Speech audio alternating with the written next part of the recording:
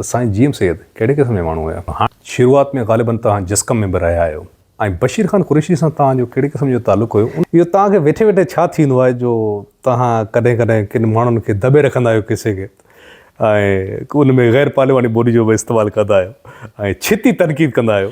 तव्हांजे ख़्याल में हल छा आहे जेकॾहिं पीपल्स पार्टी सिंध में मुक़ाबिलो करिणो आहे सभिनी कॉन्ग्रेस पार्टीज़ खे त कहिड़ो दग आहे उहो जंहिंजे थ्रू एहतिसाब केरु कंदो उहो? दोस्तो अॼु मुंहिंजो वञणु थियो डिफेंस कराची मुंहिंजे दोस्त मुनीर हैदर शाह जे घर जेके हींअर ताज़ो ई SUP जा वाइस प्रेसिडेंट इलेक्ट थिया आहिनि।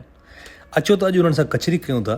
आमतौर ते असांजी कचहरी गैर सियासी हूंदी आहे पर अॼु असां प्योर सियासी कचहरी कई आहे। अचो तव्हांखे ॿुधायूं था। Hello ladies and gentleman, Aftab Raimo Islam. दोस्तो अॼु मूंसां गॾु मौजूदु आहे मुंहिंजो प्यारो दोस्त मुनीर हैदर शाह, साईं जीएम सैयद जे ख़ानदान सां तालुक़ु रखनि था ऐं हींअर ताज़ो ई SUP जा वाइस प्रेसिडेंट बि इलेक्ट थिया आहिनि। अचो त मुनीर सां कचहरी कयूं था। ऐं चाहियां थो त मुनीर हैदर शाह मुख़्तसिर पंहिंजो तारुफ़ कराइनि त सिंध जे कहिड़े ज़िले में साईं जिन अखि खोली, ॿारहतण किथे गुज़रियो, त पोइ वरी असां साईं जिन जे लंडन जे सफ़र ऐं पोइ सियासी सफ़र बाबति ॻाल्हाईंदासीं। मुनीर हैदर शाह। आफ्ताब महिरबानी जो तव्हां इहे कचहरी रखी। मुंहिंजी पैदाइश कराची जी आहे ऐं मुंहिंजो नंढपण बि कराचीअ में ई गुज़रियो ऐं शुरूआत जी तालीम जेकी आहे उहा कराचीअ में पढ़ियुमि, कॉलेज बि हितां कयुमि ऐं कॉलेज खां पोइ पंहिंजो लंडन वियुसि, मार्केटिंग जे अंदरि बैचलर्स कई यूनिवर्सिटी ऑफ वेल्स मां। साईं जीएम सैयद, साईं जिन जा किताब सॼी सिंध पढ़िया आहिनि, असां बि पढ़ियासीं। साईं जी शख़्सियत जी बाक़ासी उन्हनि किताबनि मां थिए थी। तव्हां उनजे घर जा फ़र्द आहियो।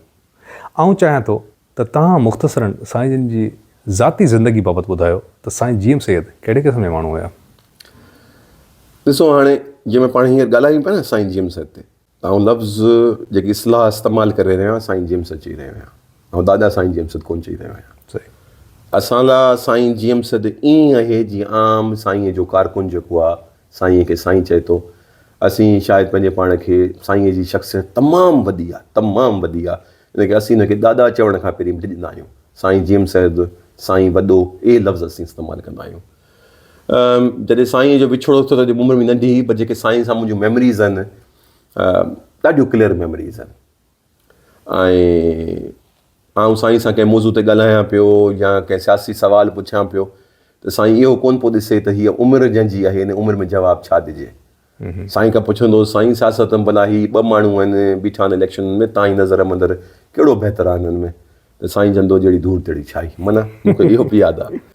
त इहो बाक़ी रही त साईं कीअं माण्हू हो, साईं ईअं हो जीअं आम माण्हू साईंअ खे सम्झे थो। हा, साईं खे सम्झण जा पैरामीटर्स छा आहिनि? असीं अगरि साईं खे सम्झण लाइ को हिकिड़ी तक़रीर या हिकु किताबु या का हिकु तंज़ीम या हिकु माण्हूअ जो इंटरप्रिटेशन खे वठूं था, न न न, ईअं न आहे। साईं जीएम सैयद खे सम्झण लाइ साईं जा 40-50 किताब पढ़नि, साईं जी ज़िंदगी पढ़े, इहा सॼी जंहिं महिल ॾिसबी पोइ ई साईं सम्झ में ईंदो। साईं ते ॻाल्हायूं था त असीं साईं जे हिकिड़े पासे ते ॻाल्हायूं था, असीं साईं जे सूफ़ी मंश वारे पासे ते या ॻाल्हायूं था, या साईं जे जीअ सिंध वारे पासे ते ॻाल्हायूं था, या साईं जे बज़्म सूफ़ी सिंध ते ॻाल्हायूं था। ही अलॻि शयूं न आहिनि। साईं जीएम सैयद सभिनि शयुनि जो मिलाव आहे। साईं अगरि हिकिड़े पासे पार्लिमानी सियासत जो बाइकाट करे थो त ॿिए पासे साईं सिंध क़ौमी इतिहाद बि ठाहे थो, साईं जीअ सिंध वर्किंग कमेटी बि ठाहे उन मंदरु सिंध दोस्त माण्हुनि जी वर्क बि करे थो, उन्हनि खे वोट बि ॾियाराए थो। त हिकिड़ो साईं जी जेकी शख़्सियत आहे, साईं जा किताबनि, साईं मज़हब ते लिखे थो। त हिकिड़ा तव्हांखे अजीब शइ हिकिड़ी ॿुधायां त हिकिड़ो तबिको आहे असां वटि तमामु वॾो, असांजो पंहिंजो, जेको चए थो यार साईंअ खे साईं जे मुख़ालिफ़नि मज़हब दुश्मन चयो। पर तव्हांखे मज़े जी ॻाल्हि ॿुधायां त असांजी पंहिंजी सिफ़ुनि में असांजा पंहिंजा अहिड़ा क़ौम परस्त या क़ौम परस्त एलिमेंट रहियो आहे जेको साईंअ खे कटर मज़हबी चवंदो हो। माना साईं जीएम सैयद पाण उहो माण्हू आहे जेको पंहिंजे वॾे मां वॾो क्रिटिक पंहिंजो पाण आहे। जॾहिं साईं हिकिड़ो किताबु लिखियो हो, जीअं ॾिठो आहे मूं, उन ते हिकिड़े मज़हबी तंज़ीम जे अॻुवाण जवाबु लिखियो हो, तनक़ीद कई साईं जीएम सैयद ते।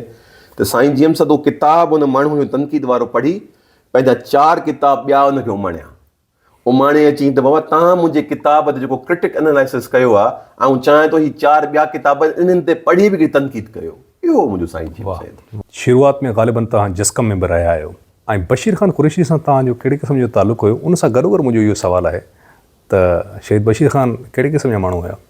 मूंखे यादि आहे त असांजी GMS जी सालगिरह थी हुई नेशनल पार्क में, इलाही नंढो हुउसि, त उन वक़्तु शहीद बशीर ख़ान कुरैशी मुंहिंजे ख़्याल सां जेल में हो। उन वक़्तु मूं शहीद बशीर ख़ान जो फ़ोटो ॾिठो हुते स्टॉल ते मिलियो पियो। मूं ख़रीद कयो हो ऐं ख़रीद करण खां पोइ रखियो हुउमि। पोइ कुझु अरसे खां पोइ बशीर ख़ान सां पहिरियों दफ़ा मुलाक़ात थी त ॿुधायोमांसि साईं सां वाबस्तगी हीअं हो त बाकुर पाती मोहबत नहीं। बशीर ख़ान सां हिकिड़ो मोहबत जो रिश्तो क़ाइमु थी वियो जंहिंमें एतिराम इज़त मोहतब थी वियो। बशीर ख़ान त सां वाबस्तगी साईं GMS जे दौर में बि थी, पर वधीक मुंहिंजी साईं GMS जे दौर खां पोइ थी। बशीर ख़ान जी वफ़ात खां पोइ संदसि फर्ज़ंद सनान कुरैशी खे जस्कम जो चेयरमैन कयो वियो आहे। तव्हां इन फ़ैसिले खे कीअं था ॾिसो ऐं सनान कुरैशी बज़ाते ख़ुदि उनजी शख़्सियत जे बारे में तव्हांजो छा ख़्यालु आहे? सनान मुंहिंजो भाउ आहे, बशीर ख़ान जो पुटु आहे। मोहबत एतिराम आहे हुन लाइ। ऐं जॾहिं जस्कम हुउसि तॾहिं का बि अहिड़ी शइ जेकी असांखे मंज़ूर न हुई त उहे असां पंहिंजनि इदारनि जे अंदरि उहे शयूं रखियूं हुयूं। ऐं ऐं इलाही अहिड़ा दोस्त हुआ जंहिंमें असीं इन हक़ में न हुआसीं त थिए, छो त साईं GMS जे विछोड़े खां पोइ बि असां कॾहिं बि GSN खे ख़ानदानी मुरूसियत न सम्झी, तॾहिं करे असां इख़्तिलाफ़ कया हुआ। पर पोइ वरी जस्कम पासे वियुसि। सम्झां थो हाणे हिन वक़्तु मूंखे जस्कम जे तंज़ीम मामलनि ते न ॻाल्हाइणु खपे, छो त हाणे जस्कम जो हिसो न आहियां। बाक़ी मुंहिंजो भाउ आहे, मुंहिंजो नंढो भाउ आहे, मुंहिंजा इज़त आहे हुन लाइ, हू बि इज़त ॾींदो आहे, एतिराम ॾींदो आहे। इहो ई आहे। हाणे अचूं था असां SUP ते, सिंध यूनाइटेड पार्टी। तव्हां उनजा वाइस प्रेसिडेंट आहियो हींअर। पोइ इलेक्शन में SUP जो छा किरदारु रहियो आहे सिंध जी सियासत में ऐं अॻिते उनजो मुस्तक़बिल कीअं था ॾिसो था? सिंध यूनाइटेड पार्टी जेकी आहे असांजी बुनियादु जेकी आहे असांजी GMS आहे। ऐं असीं पंहिंजे मोहबत ऐं नफ़रत जो मर्कज़ सिंध खे सम्झूं था। SUP जो इहो आहे त असीं सम्झूं था त सिंध जे अंदरि ईमानदार क़यादत अचे ऐं जेके जीअं हुकुमराननि सां डीलियूं थियनि थियूं, डीलियूं थियण खां पोइ करप्ट हुकुमराननि खे पावर ॾिनो थो वञे, उहो न थिए। एट द सेम टाइम असीं हिकिड़ी कॉम्प्रेस तंज़ीम पोइ ज़ाहिरी ॻाल्हि आहियूं। उन सां गॾु असीं उहो बि स्ट्रीट पॉलिटिक्स बि कंदासीं जंहिं मंदरु तव्हांजा ॿिटो निज़ाम अची वञे। उन लाइ बि असांजी तहरीक मज़बूत आहे। सभिनि सिंध परस्तनि या कौम परस्त सां गॾिजी कयोसीं। वरी जज़ीरा जॾहिं खपाया विया त उन में असां कयोसीं। हींअर किनालनि वारो मामिलो थियो या ग्रीन पाकिस्तान वारो मामिलो थियो त इशू त असां वरी हींअर हाणे उथारियो आहे। पर तव्हां अगरि कैलेंडर ॾिसंदव त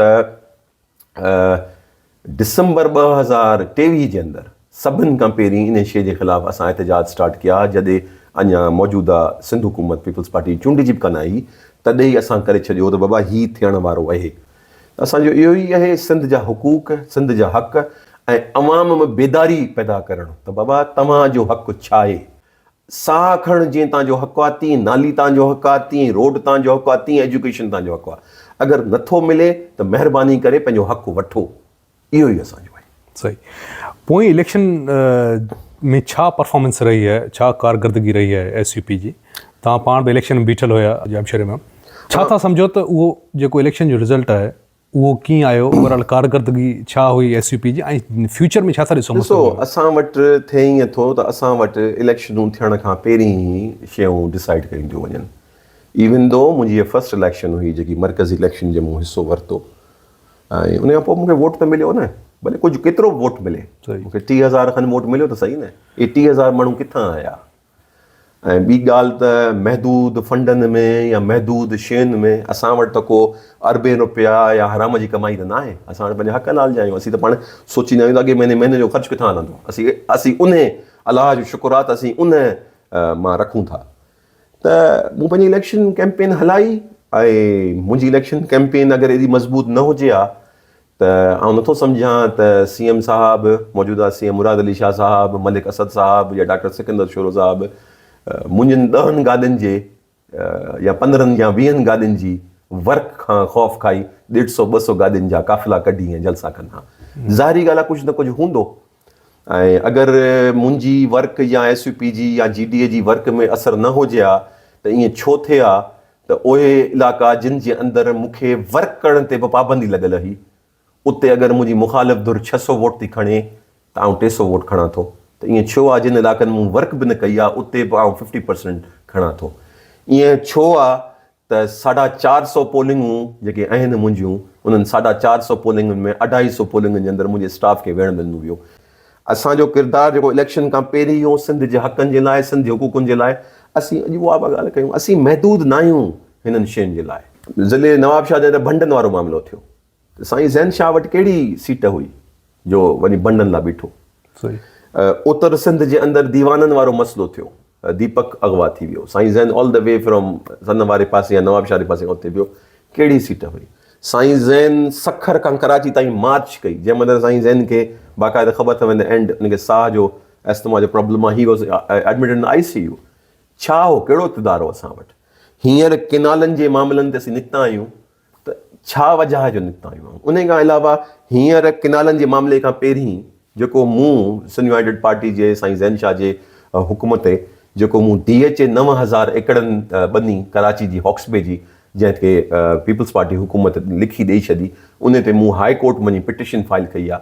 त असीं छो पिया कयूं जॾहिं त उहे जेके माण्हू जिन जी ज़मीन आहे उहे मुंहिंजा वोटर न आहिनि, उहे वोटर बि घणो करे हुकुमरान जमात जा हूंदा। एतिरी नेकनियती जे बावजूदि, एतिरी सिंध सां प्यार जे बावजूदि, तव्हां छा था सम्झो त जेतिरियूं बि कॉम्प्रेस जमायतूं आहिनि, तव्हां आहियो, SUP आहे, पलीर साहब वारनि जी पार्टी आहे, अवामी तहरीक या कादर मक्सी साहब जी SDP आहे, इहे सभु पार्टीज़ आहिनि त सिंध परस्त, सिंध जे हक़नि जी ॻाल्हि कंदियूं। पोइ छा सबबु आहे जो सिंध जो माण्हू हिन खे वोट ॾेई पार्लियामेंट में नथो? ईअं न आहे। 2018 जी इलेक्शन जे अंदरि तव्हां अगरि इलेक्शन कमीशन ऑफ पाकिस्तान जी वेबसाइट ते वञी ॾिसो त सिंध जी आबादी घणी आहे? 5 खां 6 करोड़ अराउंड। सिंध में रजिस्टर्ड वोट घणो आहे? तक़रीबन 2 करोड़। 2018 जी इलेक्शन जे अंदरि पूरे सिंध में रजिस्टर्ड 2 करोड़ मां जेके वोट पिया आहिनि, उन पीपल्स पार्टी खे सॼे सिंध मां 36 लख वोट मिलियो आहे। 36 लख वोट पूरे सिंध मां, सभिनी खे मिलाए 2 करोड़नि मां। 2 करोड़नि मां। ऐं पीपल्स पार्टी जे मुखालिफ़नि खे 62 लख वोट मिलिया आहिनि। सही। माना हाणे ऑलमोस्ट डबल। हाणे 2 करोड़ रजिस्टर्ड वोटरनि मां करोड़ त वोट ई कोन ॾिनो। बाक़ी जेको करोड़ वोट ॾिनो, उन करोड़ मां जेकी हुकुमरान जमात आहे उनखे 36 लख वोट मिलनि था, ऐं मुखालिफ़ जेकी ग्रुप्स आहिनि जेके, उन्हनि खे 60 लख या 62 लख वोट मिलनि था। पर इहो त तव्हांजी ग़लती चइबी न, त तव्हां हिकु पेज ते न आहियो, इन करे आउं तव्हांखे वजह ॿुधायां थो। हुकुमरान जमात जेकी रही आहे सिंध में, जंहिंखे पीपल्स पार्टी चइजे या जेकी बि हुजे, उहा 2 जाइनि जे हिसाब सां उहा इलेक्शन में ईंदी आहे। नंबर 1, हल्का बंदियूं, जिते जिते हिननि जो वोट बैंक कमज़ोर हूंदो आहे उन इलाइक़े खे ई टोड़ींदा आहिनि। नंबर 2, मुखालिफ़नि ते कारवायूं, मुखालिफ़नि ते कूड़ा केस। माना आउं तव्हांखे ॿुधायां, आउं पंहिंजे सन जी तव्हांखे मिसाल ॾियां, तव्हांखे मांजनि जी मिसाल ॾियां, उहे मुलाज़िम जेके सरकारी मुलाज़िम जेके असांजा वोटर रहिया, हुननि जा पघार तेसि ताईं बंदि रहिया जेसि ताईं असांजा वोटर आहे। उन्हनि मां कुझु तबिके जीअं ई पीपल्स पार्टी में शमूलियत कई, पघार सरकारी खोली विया। नंबर 3, वर्ल्ड बैंक जो मनसूबो आहे इहो कार्ड, जंहिंखे बेनज़ीर साहिबा मोहतरमा नाले हलाइनि था। ॿुधाइनि ईअं था जीअं को अलाए ज़रदारी साहिब जे अकाउंट में पैसा था वञनि, लाइ पंहिंजो बिलावल जे अकाउंट में पैसा था वञनि, या मुराद शाह जे अकाउंट में पैसा वञनि, ॿुधायो ई थो वञे जीअं अलाए ही था पैसा ॾियनि। वर्ल्ड बैंक जो मनसूबो आहे जेको अफ्रीका में हले पियो, उनखे बि इस्तेमालु कनि था। ॿियो, इलेक्शन खटण लाइ बि हिननि खे पैसो ख़र्च करिणो थो पए। माना आउं अगरि 30,000 वोट खणा थो, रुगो गादीअ में तेल भराए, जंहिं मंदरु जलसा या गैदरिंग्स मुंहिंजा जेके वोटर आहिनि उहे था कराइनि, पैसा आउं कोन थो ॾियां। ही गादियूं पाण कनि था, जलसा ऐं गैदरिंग्स जो ख़र्चो बि ॾियनि था, प्लस वरी कंहिं जाइ ते अगरि ॾिसनि था त को कंहिं माण्हूअ जी का मजबूरी आहे, उते पैसे ते वोट ख़रीद कनि था, उन खां पोइ था वञी ख़रीद कनि। ऐं उहो जेको पैसो आहे, उहो पैसो पसंदि न आहे, उहो पैसो आवाम जो आहे। त हीउ करप्ट टोलो आहे हिकिड़ो, जेको करप्ट टोलो अचे थो, अची खटे थो अचे, ऐं उन खां पोइ ॾिसो न हींअर खटे आयो आहे। उन खां पोइ सभिनी खां पहिरीं कमु छा कयो आहे हिननि? जेको order president Arif Alvi reject करे वियो आहे त सिंधूअ ते किनाल आउं ठहण न ॾींदुसि, अचण साणी ज़रदारी साहिबु 8 जुलाई ते अची ऐं किनालनि लाइ बिस्मिल्लाह थो करे। सिंध जी जेको पीपल्स पार्टी आहे, उन त बाक़ाइदा ऐलान कयो आहे त असां 6 केनाल न ठहण ॾींदासीं। उनखे तव्हां कीअं? ऐलान कंहिं कयो हो? ऐलान त ज़रदारी साहिबु कयो हो न।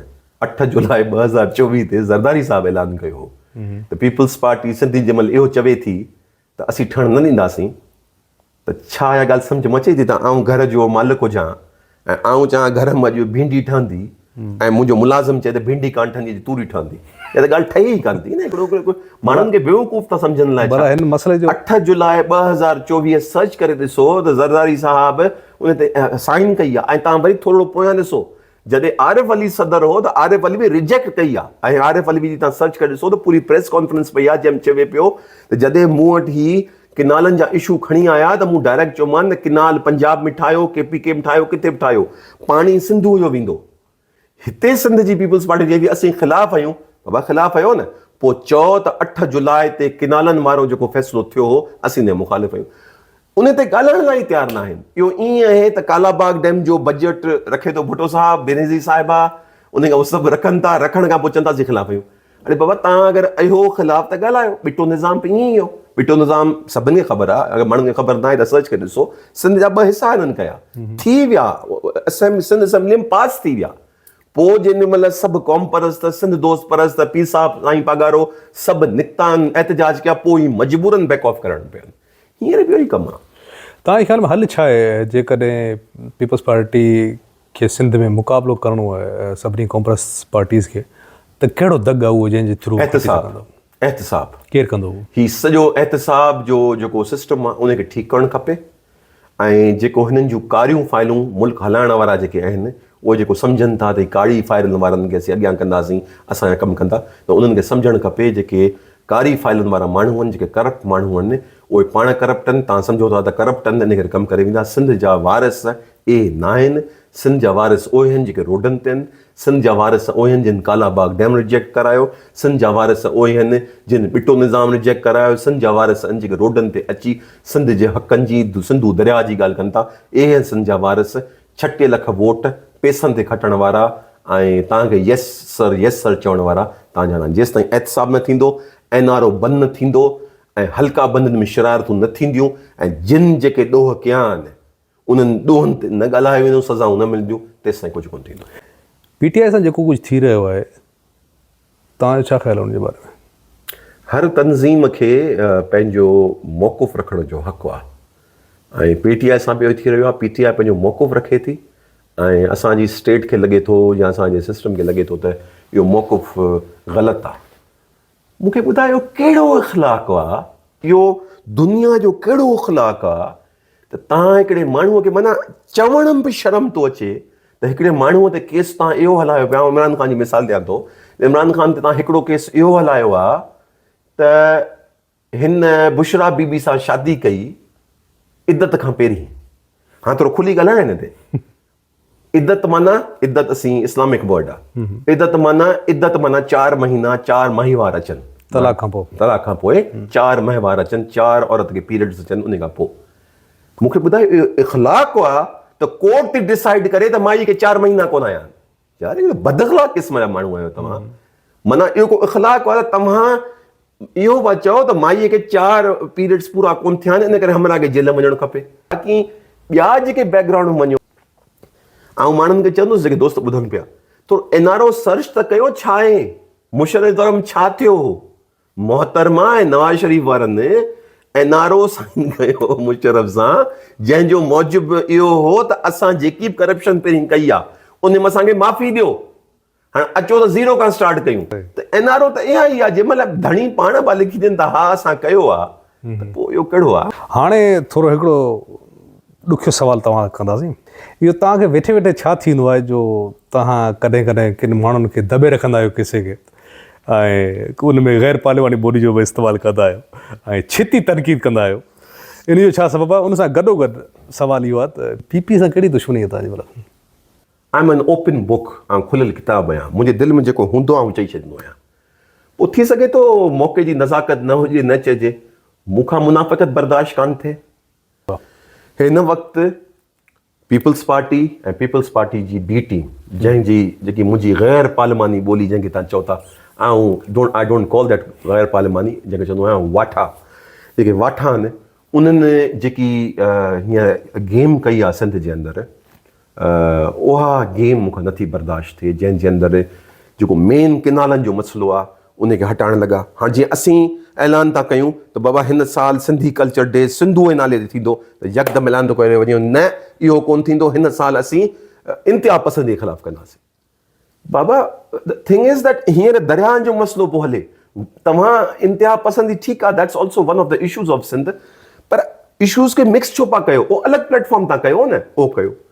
उन खां पोइ तव्हां अची हिकिड़ा स्क्रिप्टेड ऐं खुली नथो ॻाल्हाए सघां फॉर मेनी रीज़न्स, स्क्रिप्टेड शयूं अची कयो त ऐं उन खां पोइ मुनाफ़िक़त कयो, उन खां पोइ चओ त असीं वॾा सिंध परस्त आहियूं या असीं सिंध जो सूर रखूं था, असीं हीअं आहियूं, असांखे सर्टिफिकेट न खपे। तव्हांखे सर्टिफिकेट जी ज़रूरत आहे असां सिंध परस्तनि खां, नॉट ओनली मी, तव्हांखे सर्टिफिकेट जी ज़रूरत आहे उन्हनि माण्हुनि खां जिन पंहिंजियूं ज़िंदगियूं सिंध खे अर्पे छॾियूं। जो इन करे I have the right to give my opinion. अगरि कंहिंखे लॻे थो आऊं त 2012 खां इहो चैलेंज करे करे थकिजी पियो आहियां, त बाबा आऊं जेके बि एलिगेशन पंहिंजे मुखालफ़नि ते हणां थो, अगरि तव्हांखे लॻे थो आऊं ग़लति आहियां, अचो वेहो मूंसां ॻाल्हायो, लेट्स रिकॉर्ड एंड टॉक। पर पीपल्स पार्टी जो चवणु इहो आहे त असीं जवाबु आवाम खे आहियूं, असां कॉम्प्रस्तनि खे जवाबु ॾींदा आहियूं। कॉम्प्रस जा आवाम न आहिनि सिंध, माना तव्हां किनाल खपाईंदा असीं जवाबु ॾींदा आहियूं। वोट त वरी बि सिंध जो आवाम ई थो ॾिए न उन्हनि ॾिसो, किनाल खपाईंदा सिंध जे आवाम जवाबु ॾींदा आहिनि, आहिनि पेट खपाईंदा जवाबु ॾींदा आहिनि। असीं आवाम जो रिप्रेज़ेंटेशन कयूं पिया न, असीं अगरि रोड ते निकिरूं पिया, जेके माण्हू सां घुमनि पिया, छा असांजा मेंबर्स आहिनि? पर उन्हनि जो ख़्यालु इहो आहे त तव्हां रिप्रेज़ेंटेटिव तॾहिं हुजो आहे जॾहिं तव्हां आवाम जी तर्जुमानी कंदे पार्लियामेंट में पहुचो आहे, पर तव्हांखे उहा आवाम सिलेक्ट ई नथी करे, पोइ तव्हांजो किरदारु कीअं बीहंदो? असांखे सिलेक्टेड त असीं आहियूं ई न, असीं सिलेक्टेड वारे इलेक्टेड सिलेक्शन वारे मरहले में आहियूं ई न। असांखे अगरि साईं जलाल महमूद शाह खे 2018 जी इलेक्शन में 1 लख वोट मिले थो ऐं मुखालिफ़ 1,20,000 वोट मिले थो, त हे लख माण्हू छा आवाम न आहिनि? हे माण्हू आवाम आहिनि न, पोइ इन्हनि खे तव्हां छो कोन था काउंट कयो? सिंध जी 6 करोड़ आबादी मां तव्हांखे 36 लख वोट मिलनि था, बाक़ी तव्हांखे त वोट ॾियण लाइ तयारु न आहिनि, उहे आवाम न आहिनि।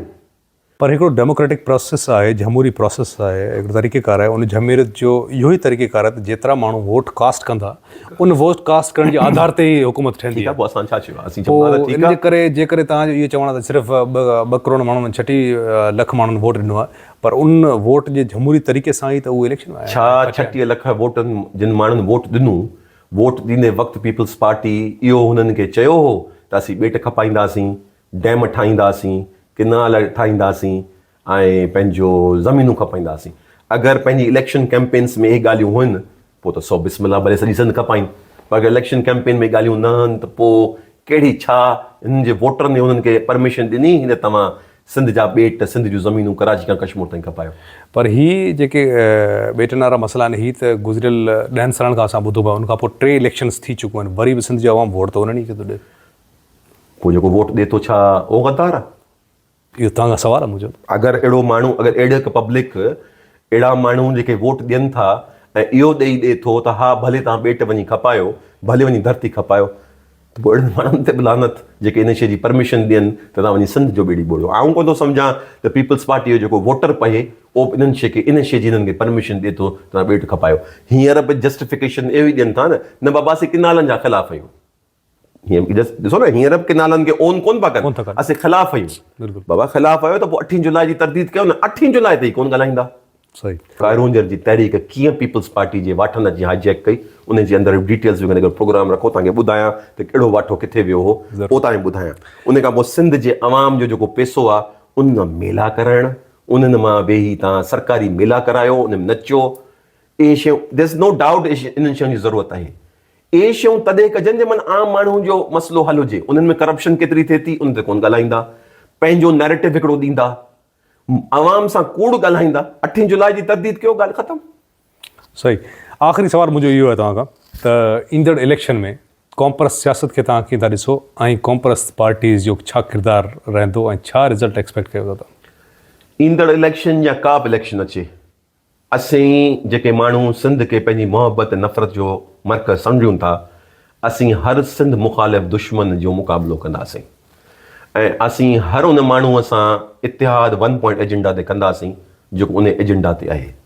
जीअं अगरि हिन वक़्तु सिंधू बचायो तहरीक असांजी हले पई, उन मुख़्तलिफ़ तंज़ीमूं आहिनि, इलेक्शन थींदी आहे, GT असांजो अलायंस आहे, नेक्स्ट इलेक्शन प्रोबेबली 2019 में चवनि था, 2029 चवनि पिया, 2029 में चवनि पिया, पर माहौल मुल्क जो कीअं छा थियो, असीं तॾहिं मुक़ाबले में हूंदासीं, असीं तॾहिं मुक़ाबिलो कंदासीं, तॾहिं बि अवाम खे ॿुधाईंदासीं त ही खुटलनि, ही चोरनि, ही गद्दारनि, हिननि सिंध खे हर ॿिए कई आहे ऐं हिननि जी मुनाफ़िक़त खां वधीक मुनाफ़िक़त न आहे।